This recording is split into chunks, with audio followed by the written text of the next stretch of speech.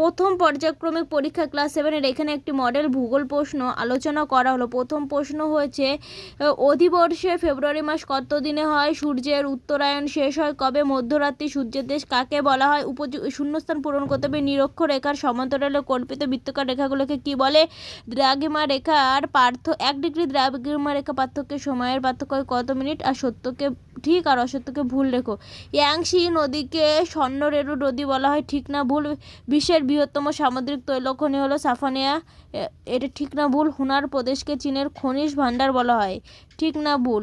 আর এইখানে 2-এর জন্য ইম্পর্টেন্ট, বায়ুর চাপ মাপার যন্ত্রের নাম কি? ভারতের প্রমাণ দ্রাঘিমা রেখার মান কত? জাপান একটি পরিবেশ বান্ধব শহর। আর এখানে 2-এর জন্য আরও ইম্পর্টেন্ট হলো, ভারতের প্রমাণ সময় কাকে বলা হয়? সৌর বছর কাকে বলে? রাশিয়ার তৈগা বর্ণভূমির 2টো বৈশিষ্ট্য দাও।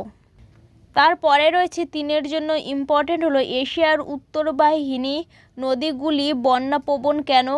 এশিয়াকে চরম বৈশিষ্ট্যের মহাদেশ বলা হয় কেন? সমচাপ রেখার বৈশিষ্ট্য লেখো।